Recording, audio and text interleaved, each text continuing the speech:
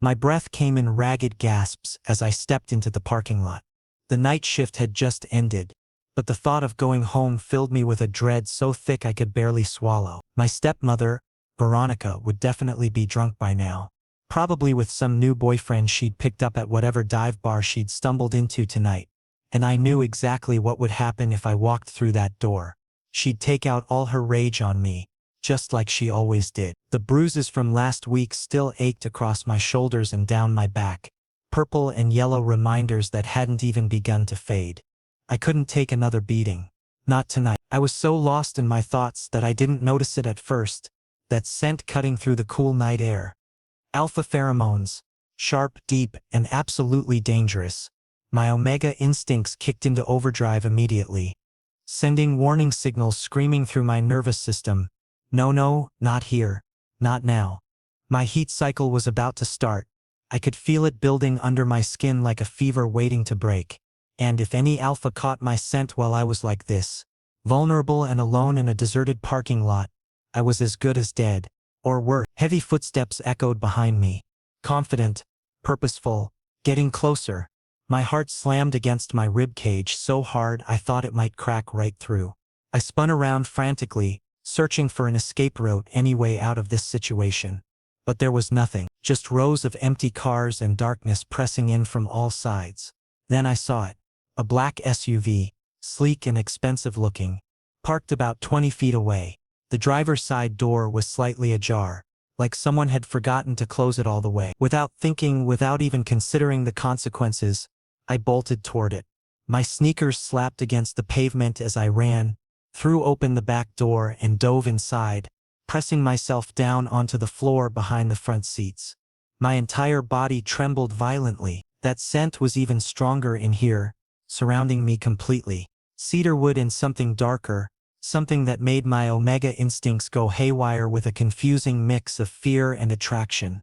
This SUV belonged to that alpha. I just trapped myself in a predator's den. No, I whispered frantically, trying to control my breathing, trying to make myself as small and invisible as possible. Suddenly the driver's door swung open. Heavy boots hit the interior floor with solid thuds. The door slammed shut. The engine roared to life. My heart was pounding so violently I was certain he could hear it. Certain he knew exactly where I was hiding. Then I heard him inhale. Once. Twice. Deliberately pulling air through his nose, searching for the foreign scent that had invaded his space. The car stopped moving before it had even started. Who the hell is in my car? His voice was low, commanding, and sent electricity shooting straight down my spine. This wasn't a question, it was a demand. I squeezed my eyes shut, childishly hoping that if I couldn't see him, maybe he couldn't see me. Maybe he'd just drive away and forget about the strange Omega cowering on his floor. I can smell you, Omega. His voice was closer now, right above me. My breath caught in my throat. Then I heard him shift in his seat, turning around to look into the back. When I finally forced my eyes open, I found myself staring up into the most intense gray eyes I had ever seen. They were like storm clouds, cold, calculating, and completely unreadable. But his pheromones were anything but controlled. They pressed down on me with crushing weight, possessive and threatening all at once. "You've got 10 seconds to explain before I throw you out," he growled, and every instinct I had told me he absolutely meant it. My voice came out broken and terrified. "Please. I just need to hide. Just for a little while. Please don't make me leave." His gray eyes locked onto mine. Piercing blue meeting hardened steel. 1 second passed. Then another. The tension was suffocating.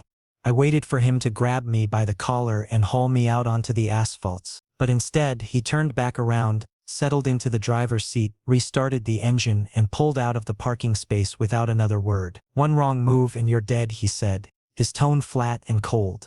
But he was driving.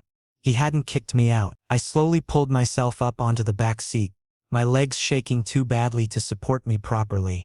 What had I just done? I jumped into a stranger's car, an alpha's car, during preheat.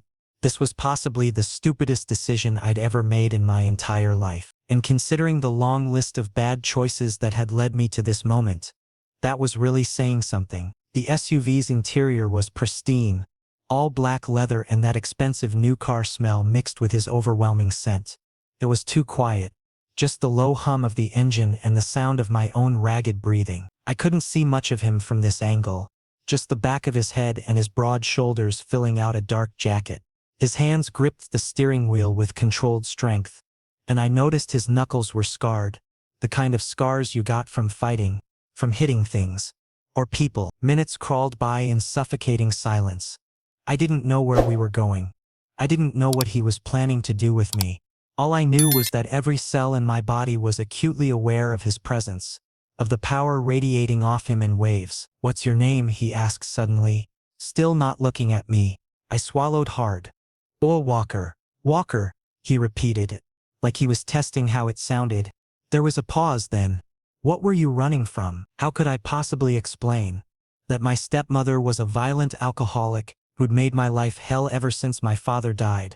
That I was an orphaned Omega with no family, no support, just trying to survive one day at a time in a world that saw me as nothing but prey? "None of your business," I managed, trying to sound braver than I felt. He let out a short laugh, but there was no humor in it, just dry, bitter amusement. "You're in my car.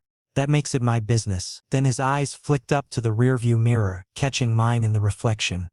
The directness of that gaze made my face burn hot. "You're in preheat," he stated matter-of-factly. Shame flooded through me, turning my face an even deeper shade of red. He could smell it on me. Of course he could.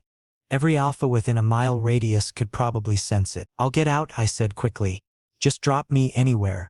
I'll figure something out." "No." That single word hit me like a physical blow. "What?" The SUV suddenly veered to the side of the road and stopped. He turned around in his seat, facing me fully for the first time. His features were sharp and handsome in a dangerous way. Strong jaw, straight nose, and those piercing gray eyes that seemed to see right through every defense I tried to put up. "You're not going back to wherever you came from. Not like this."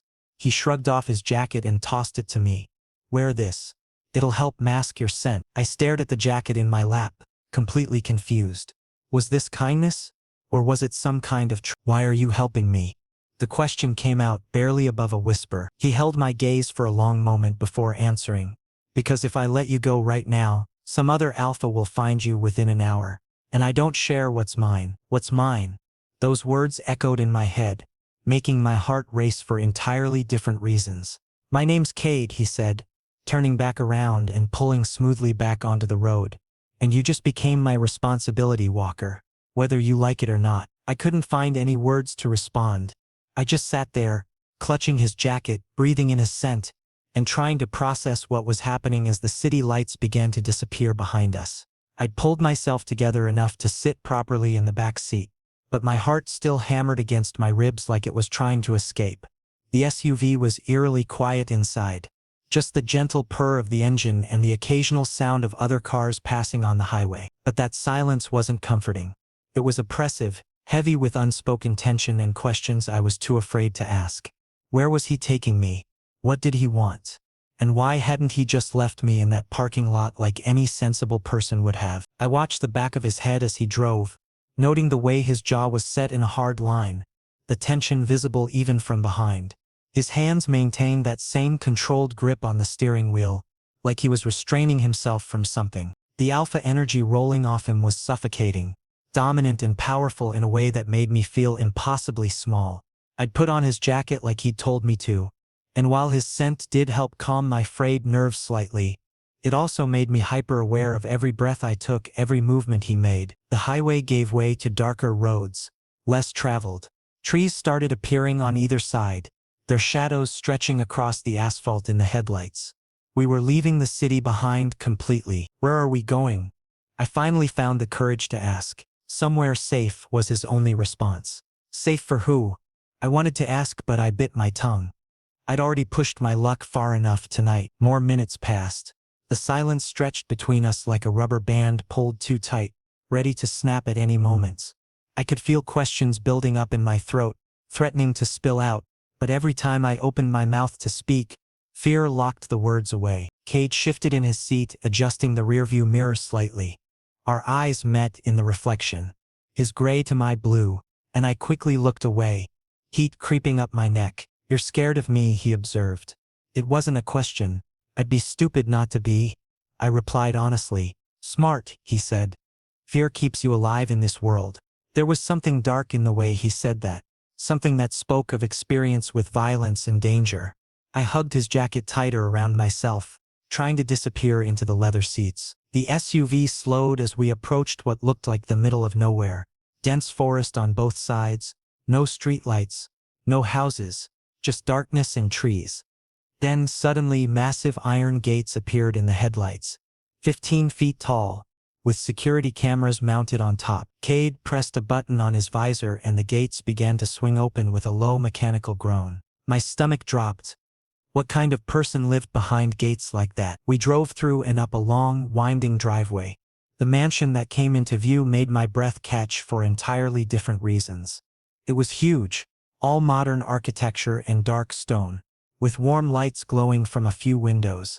But despite the lights, it looked cold, unwelcoming, like a fortress designed to keep the world out rather than a home meant to welcome people in. Cade parked near the front entrance and killed the engine.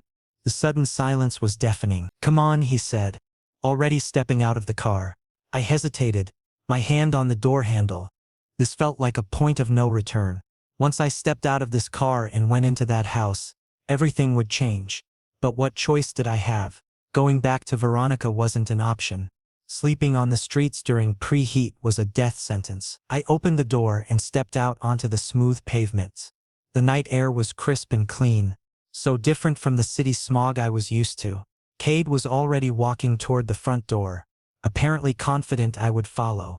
And I did, because what else could I do? The interior matched the exterior, expensive, modern, and completely devoid of any personal touches. Marble floors reflected the dim lighting from minimalist fixtures. The furniture looked like it had been chosen by an interior designer and never actually used. Everything was perfectly placed, perfectly clean, perfectly empty. "Is anyone else here?" I asked, my voice sounding too loud in the vast space. "Just us," Cade replied, shrugging off his coat and hanging it on a hook by the door. He turned to face me fully, and I got my first real look at him in proper lighting. He was tall, probably 6'2" or 6'3", with a powerful build that his clothes couldn't quite hide. His dark hair was slightly messy, like he'd been running his hands through it. And those gray eyes, they studied me with an intensity that made me want to run and stay frozen in place all at once. "Hungry?" he asked. I realized I was starving. I hadn't eaten since before my shift, which felt like a lifetime ago now. "Yeah.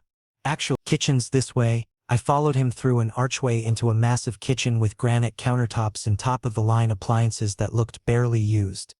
He opened the refrigerator and started pulling out containers. "I don't cook much," he said almost apologetically, "but there's leftover Chinese food if you want it." "That's fine," I said, still standing awkwardly near the entrance, unsure if I was allowed to sit down or touch anything. He noticed my hesitation. "Sit. You're not a guest walker. You're staying here, which means you can actually use the furniture." I pulled out one of the bar stools and perched on it nervously while he heated up the food.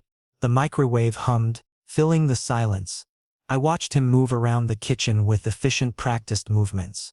Despite his size and the obvious strength in his frame, he wasn't clumsy. Everything he did was controlled, measured. "How long am I staying here?" I asked quietly. He pulled the container from the microwave, grabbed a fork and set it in front of me. "As long as it takes." "As long as what takes?" "For you to be safe." He leaned against the counter across from me, arms crossed. "I meant what I said in the car. You can't go back to wherever you came from. Not until we figure this out." "Figure what out?" I was getting frustrated with his vague answers. "Who you're running from. Why you're so scared. What we need to do to make sure you don't end up dead in a ditch somewhere." His bluntness shocked me, but there was no cruelty in his tone. Just brutal honesty. I picked at the fried rice, my appetite suddenly gone despite the hunger gnawing at my stomach. "And what do you get out of this? Nobody helps someone for nothing." Cade was quiet for a long moment, his gray eyes never leaving my face.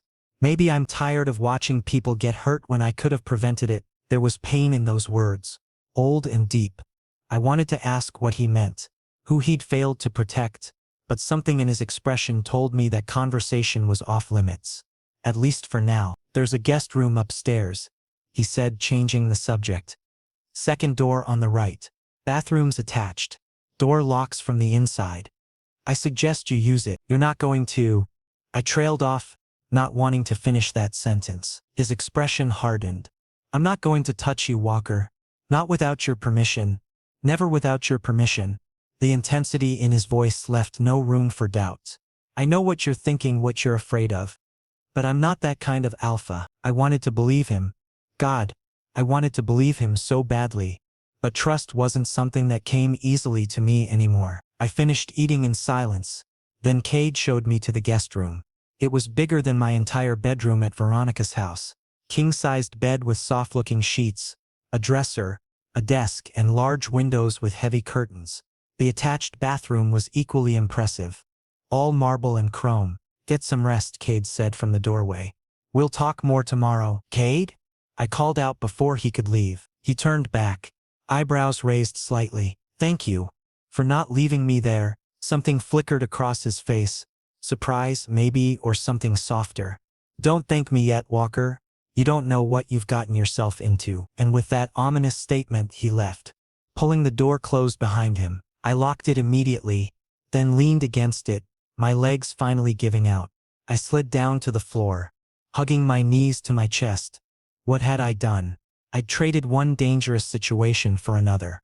But at least here, in this cold, empty mansion, I had a locked door and a bed. At least here, nobody had hit me yet. I eventually pulled myself up and collapsed onto the bed, fully clothed, too exhausted to care about changing. As I lay there in the darkness, I could still smell Cade's scent clinging to the jacket I was still wearing. Cedar wood and smoke and something uniquely him. And despite everything, the fear, the uncertainty, the absolute insanity of this entire situation, I felt safer than I had in years. Sunlight streaming through gaps in the curtains woke me the next morning. For a moment I forgot where I was and panic seized my chest. Then the memories came flooding back. The parking lot, the SUV, Cade, this mansion. I sat up slowly, my body aching from sleeping in my clothes, and took in my surroundings with fresh eyes. The room was even more impressive in daylight. All clean lines and expensive expensings. It felt like a hotel room, beautiful but impersonal. I used the bathroom, marveling at the water pressure in the massive shower, then ventured downstairs. The house was silent, and I half expected it to be empty. But as I descended the stairs, I caught the scent of fresh coffee. Someone was awake. I found Cade in the kitchen, dressed in dark jeans and a fitted black shirt that showed off his muscular build. He was reading something on his phone, a mug of coffee in his other hand. He looked up when I entered, those gray eyes assessing me quickly. Morning, he said. Coffee's fresh. Mugs are in the cabinet above the machine. I poured myself a cup, grateful for something to do with my hands. The silence between us felt different in daylight. Less threatening but still charged with uncertainty. Did you sleep? He asked, eventually. I took a sip of coffee. It was strong and black, exactly what I needed. Where did you sleep? My room's downstairs, opposite end of the house. He set his phone down. I figured you'd feel safer if there was distance. He was right, but I didn't say it out loud. Instead I asked, what happens now? Now you tell me what you're really running from. The truth this time. I gripped my mug tighter, the warmth seeping into my palms. I told you, my stepmother is a piece of work, I'm sure, he interrupted. But there's more to it. I can tell. I hated how perceptive he was. She's violent. When she drinks, which is every night, she takes it out on me. Has been for 3 years. Ever since my father died. No other family? None that want me. The words tasted bitter. I'm an omega, which made me worthless to most of them. And the ones who did show interest. I shuddered, remembering the way some of my father's brothers had looked at me. Let's just say Veronica was the lesser evil. Cade's jaw tightened. Did she know about your heat cycles? She didn't care. Said it was my problem to deal with. I set my mug down, my hands shaking slightly. Last month, she tried to sell me to one of her boyfriend's friends. An alpha who wanted an omega he could control completely. I managed to get away that time, but I knew she'd try again. So you ran. So I ran, I confirmed. Straight into your car, apparently. He was quiet for a moment, processing everything I'd told him. Then he asked, do you have any idea if she's looking for you? Probably. Not because she cares, but because I'm technically her property until I turn 21. She gets a monthly stipend from my father's estate as long as she's my guardian. When's your birthday? 6 months from now, Cade swore under his breath. 6 months is a long time, Walker. I know. I wrapped my arms around myself. I was planning to just disappear, maybe head to another state, find work under the table somewhere, during heat cycles. Alone? His voice sharpened. That's suicide. I didn't have a better plan. The words came out harsher than I intended. I don't have money, connections or options. I was just trying to survive. The kitchen fell silent except for the ticking of a clock somewhere in the house. Cade stood up, walked to the window and stared out at the forest surrounding his property. The morning light cast shadows across his face, highlighting the hard angles of his features. You'll stay here, he finally said. Until your birthday, until we figure out a permanent solution. Whatever it takes, you'll stay here where it's safe. Why? I needed to understand. Why would you do that for a complete stranger? He turned to face me and something vulnerable flickered across his expression before he locked it down. I had a younger brother, Omega, like you. He got involved with the wrong people, trusted the wrong alpha. I was too late to help him. His voice dropped. I won't be too late again. The weight of that confession settled over the kitchen like a heavy blanket. I didn't know what to say. Sorry seemed inadequate, but I understood now. This wasn't just about me. This was about a debt he felt he owed, a failure he was trying to make right. I'm not your brother, I said softly. I know that. He moved back to the table, leaning against it. But maybe I can keep you from becoming another regret. Before I could respond, his phone buzzed. He glanced at it, and his entire demeanor shifted, shoulders straightening, expression hardening into something cold and professional. I have to handle some business today, he said, all traces of vulnerability gone. You'll stay in the house. Don't answer the door. Don't go outside. There's food in the fridge and pantry. Make yourself at home. What kind of business? I asked, though I wasn't sure I wanted to know the answer. The kind you're better off not knowing about. He grabbed his phone and a set of keys from the counter. I'll be back before dark. If anything happens, if anyone shows up, there's a panic button in your room behind the nightstand. Press it and help will come immediately. That definitely didn't make me feel safer. What kind of help? But he was already heading for the door. Just stay inside, Walker. I'll explain everything when I get back. And then he was gone, leaving me alone in this massive silent house with 1,000 questions and 0 answers. I spent the first hour exploring, trying to get my bearings. The mansion had multiple levels, countless rooms, and enough space for 10 families. But it felt empty, like nobody really lived here.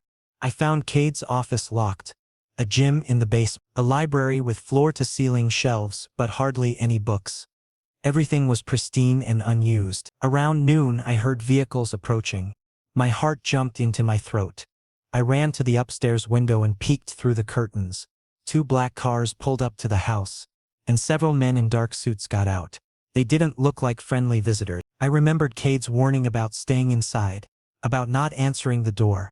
So I retreated to my room, locked the door and tried to calm my racing heart. I could hear voices downstairs, muffled but intense.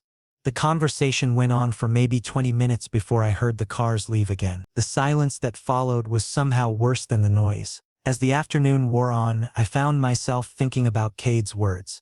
The kind you're better off not knowing about. What exactly did he do for a living?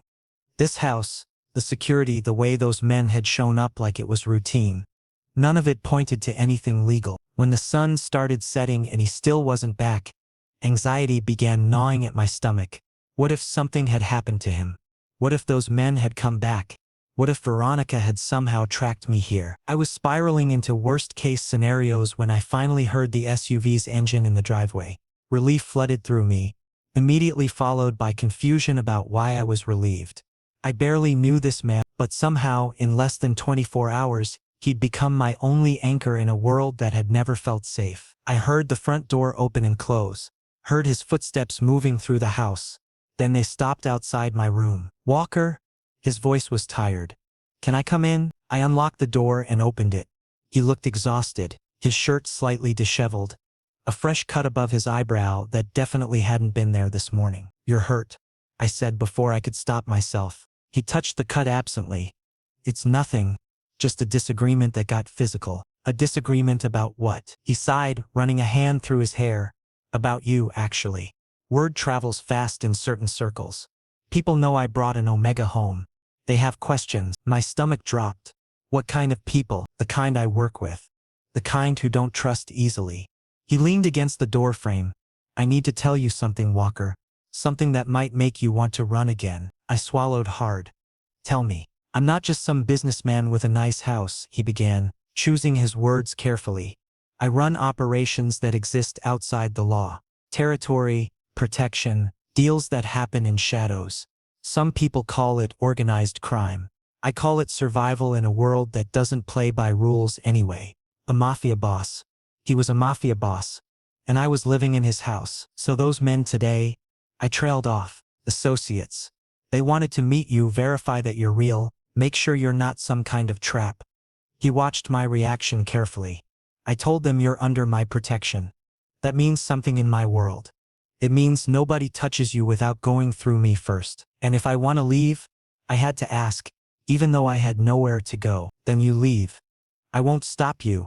His gray eyes held mine.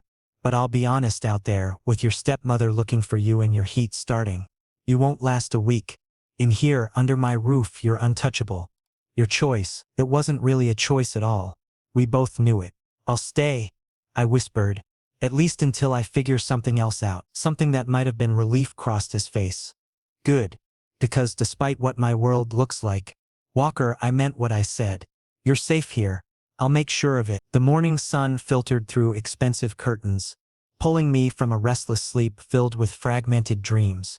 For the first few seconds, I thought maybe everything had been some bizarre nightmare, the parking lot, the SUV, Cade, all of it. But when I opened my eyes and saw the luxurious bedroom surrounding me, reality crashed back down.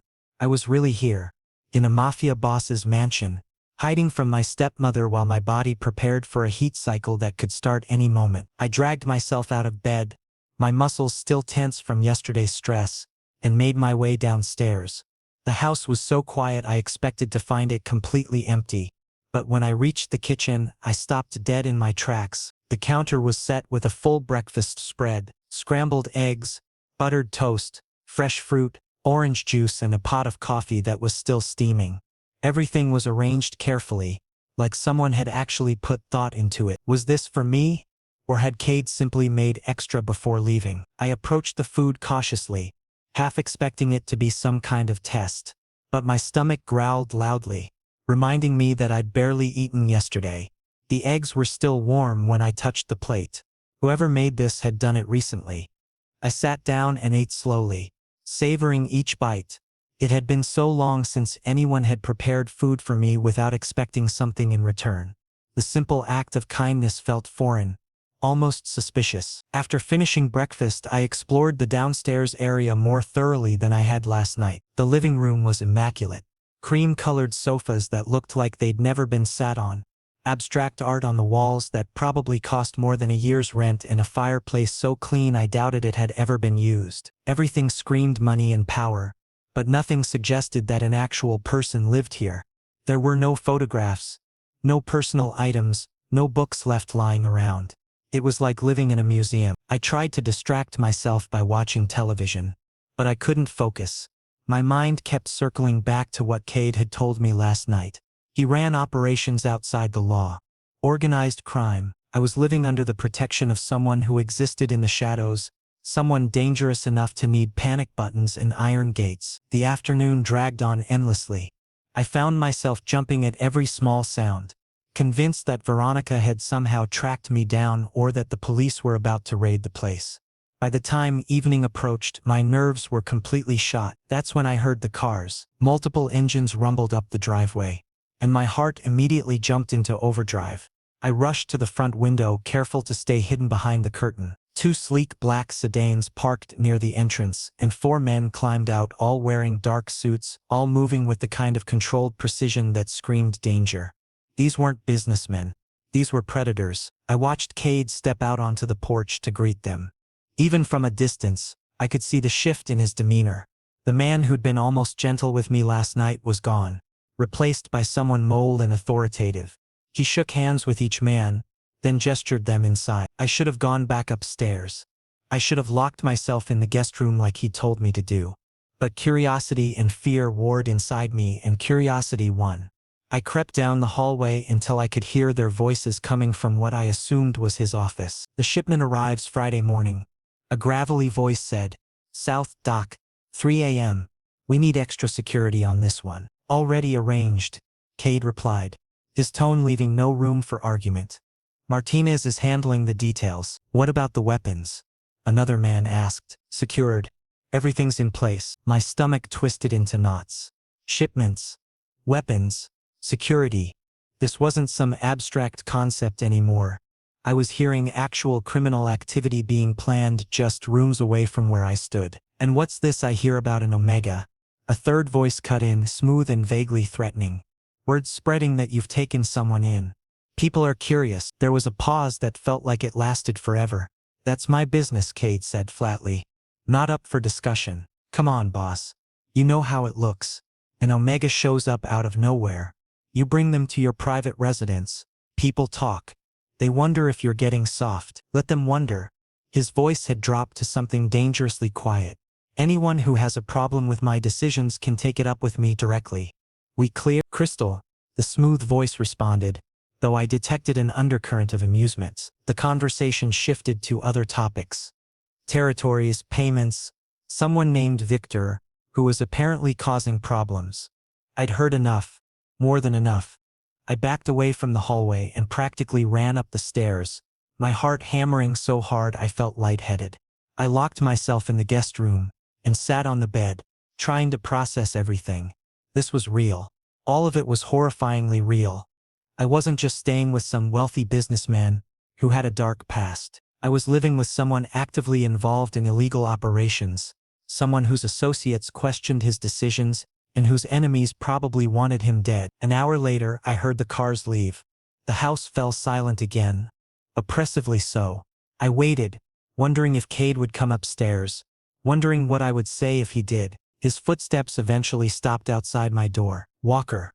His voice was tired, stripped of the authority it had held earlier. Open the door, please. I didn't move. My hands were shaking. I know you were listening, he continued.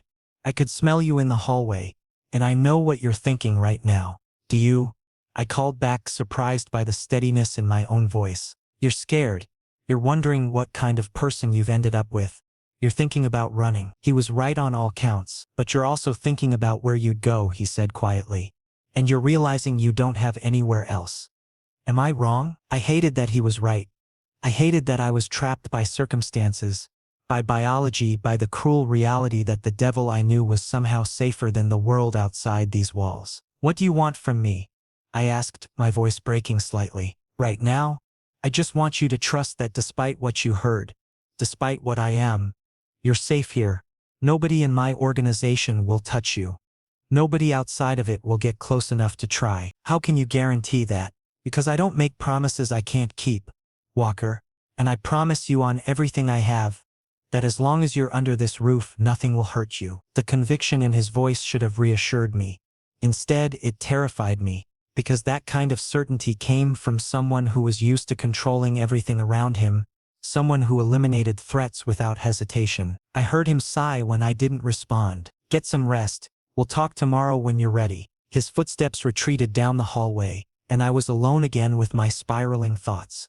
But as the night deepened and exhaustion finally pulled at my consciousness, a new sensation crept through my body. Heat.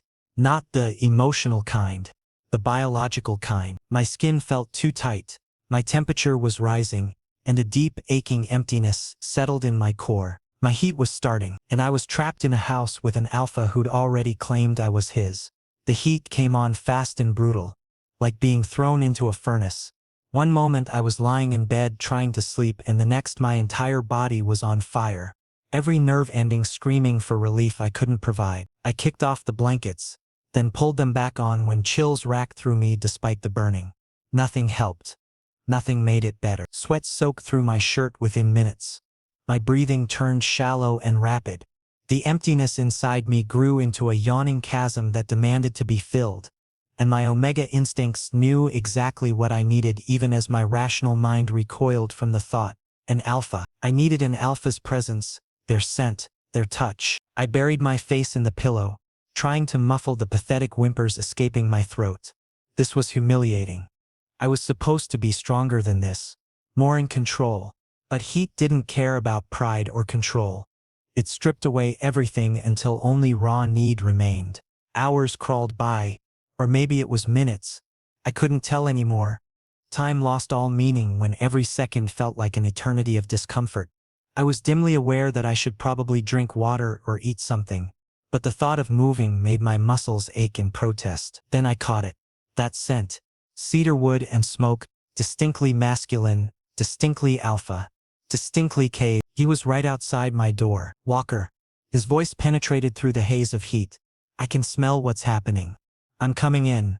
Don't try to fight me on this. I wanted to tell him to stay away, to leave me alone, but all that came out was a broken sound somewhere between a whimper and a plea. The door opened and suddenly he was there, filling the room with his presence and that overwhelming scent that both calmed and excited my frantic Omega instincts. He approached the bed slowly, like I was a spooked animal that might bolt at any sudden movement.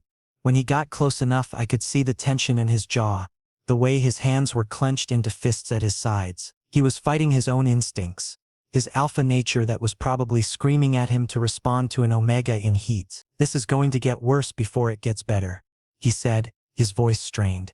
How long do your heats usually last? 3 days, I managed to gasp out between shaky breaths. Sometimes 4, he swore under his breath. Have you ever gone through one alone? I nodded, not trusting my voice. That's dangerous, Walker. Especially for an unmated Omega. The fever can get high enough to cause seizures or worse. Didn't have a choice, I whispered. Something in his expression shifted, anger, but not directed at me.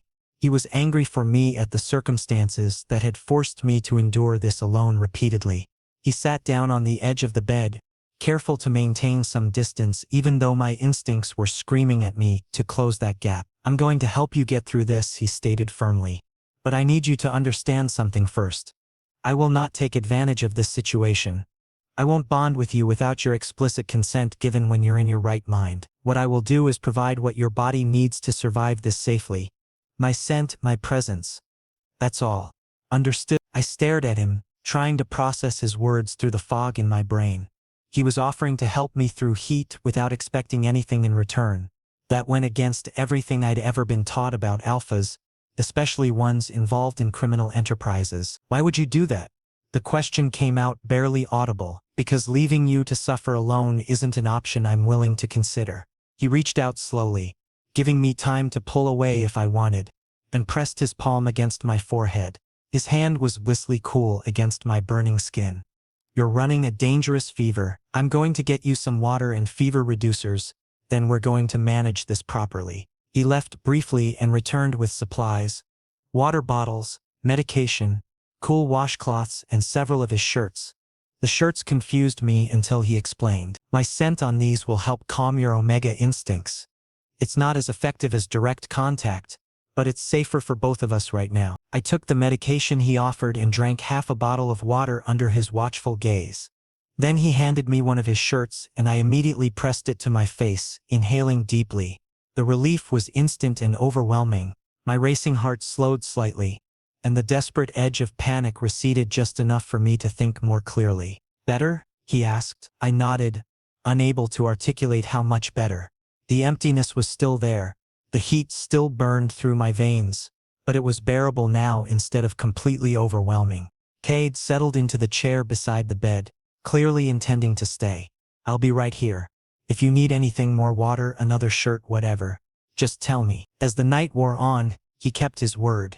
He stayed in that chair, refreshing the cool cloths when they got warm, making sure I stayed hydrated, talking to me in a low, steady voice when the fever made me delirious and frightened. He never touched me beyond what was medically necessary. He never made demands or suggestions. He just stayed. Somewhere in the darkest part of the night, when the heat peaked and I was sobbing from the intensity of it, he moved from the chair to sit on the floor beside the bed, close enough that I could reach out and touch him if I needed the reassurance, far enough that there was no pressure. I've got you, he murmured. "You're going to make it through this. I promise." And despite everything, the fear, the uncertainty, the absolute insanity of trusting a man I barely knew, I believed him. When I finally fell into an exhausted sleep near dawn, the last thing I remember was the sound of his steady breathing and the comforting weight of his presence keeping the darkness at bay. 3 days. That's how long the heat lasted. And Cade stayed with me through every agonizing hour. By the time it finally broke, I was emotionally and physically drained, but alive. More than alive, I was cared for in a way I'd never experienced before. The morning I woke up clear-headed for the first time, Cade was asleep in the chair, his head tilted at an uncomfortable angle, dark circles under his eyes. He'd barely slept, I realized. He stayed awake most of the time, monitoring my condition, making sure I didn't get worse. I sat up slowly, my body aching but functional. The movement must have woken him because his eyes opened immediately, alert despite his obvious exhaustion. "How are you feeling?" he asked, his voice rough from lack of sleep. "Better. Tired, but better." I glanced down at my hands. "Thank you for everything. You didn't have to." "Yes, I did," he interrupted gently. "And before you start feeling indebted or obligated, don't. This isn't about keeping score." But it was in a way. He'd seen me at my most vulnerable, my most desperate, and he hadn't taken advantage. That meant something. It changed the dynamic between us in ways I was only beginning to understand. The next few days fell into an unexpected rhythm. Cade would leave for business during the day, though he never told me details, and I stopped asking, and return in the evenings. We'd eat dinner together, usually in comfortable silence. Sometimes he'd work in his office while I read or watched television. It was almost domestic. If you ignored the armed guards who occasionally patrolled the grounds and the tense phone calls he'd take in hushed tones. Damon, his right-hand man, appeared on the 3rd day after my heat ended. He was tall, built like a fighter, with sharp brown eyes that missed nothing. But he was respectful, keeping his distance while still managing to convey that he was there for security purposes. "Boss wants to make sure you have everything you need," Damon explained when I asked why he was there. "And that nobody unexpected shows up while he's handling business." "What kind of business?" I asked, though I expected the same non-answer I always got. Damon just smiled slightly. "The kind that keeps roofs over heads and food on tables. That's all you need to know." A week after my heat, I couldn't take the uncertainty anymore. After dinner, instead of retreating to my room like usual, I followed Cade to his office. He'd left the door slightly ajar, which I took as implicit permission to enter. He looked up from whatever he was reading on his computer, surprise flickering across his features. "Something wrong?" "I need to know what happens next," I said, crossing my arms to keep my hands from shaking. "I can't just exist here indefinitely without understanding what this is." Cade leaned back in his chair, studying me carefully. "What do you want it to be?" The question caught me off guard. "I don't know. I just know I can't keep pretending everything is normal when I'm essentially a prisoner who—" "You're not a prisoner," he cut in sharply. "I told you before, if you want to leave, you can leave. And go where, Cade?" Frustration bled into my voice. "You said my stepmother put a bounty on me, that your enemies might target me. So what exactly are my options?" He stood up, moving around the desk to lean against it, arms crossed. The posture mirrored mine, and I might have found it funny if I wasn't so frustrated. "The bounty is real. $50,000 for information leading to your location. Veronica's apparently told people you stole from her jewelry, cash, things that would make bounty hunters interested beyond just the money." His expression darkened. "And yes, my rivals would love to use you against me if they knew you were here." My stomach dropped. "So I really am trapped?" "No." He pushed off the desk and stepped closer. "You're protected." "There's a difference." "Is there?" I challenged. "Because from where I'm standing, the result is the same. I'm stuck here, dependent on you, with no control over my own life." His jaw tightened. "You want control? Fine. Here are your options laid out clearly. 1. You stay here under my protection until we find a way to neutralize the threats against you. 2. I can arrange for you to relocate to a different state with a new identity, though that comes with its own risks. 3. You take your chances out there and hope you're smart enough and lucky enough to survive." The bluntness of his words stung, but I appreciated the honesty. "And what do you get out of option 1? I asked quietly.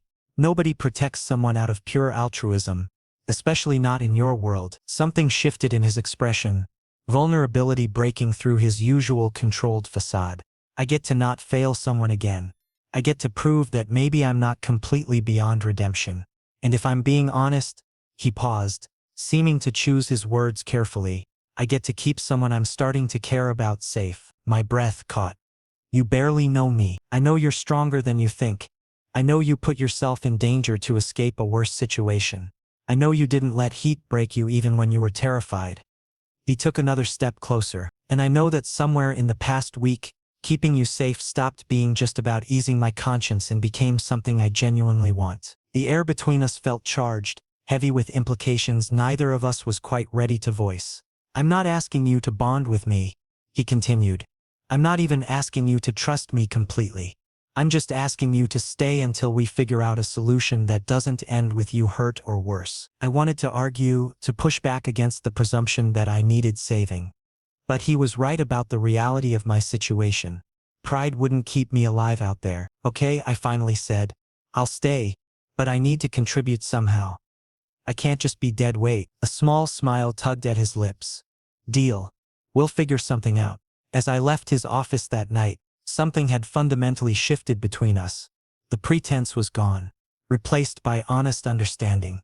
I was choosing to stay, and he was choosing to protect me. Whatever came next, at least we'd face it with clear eyes.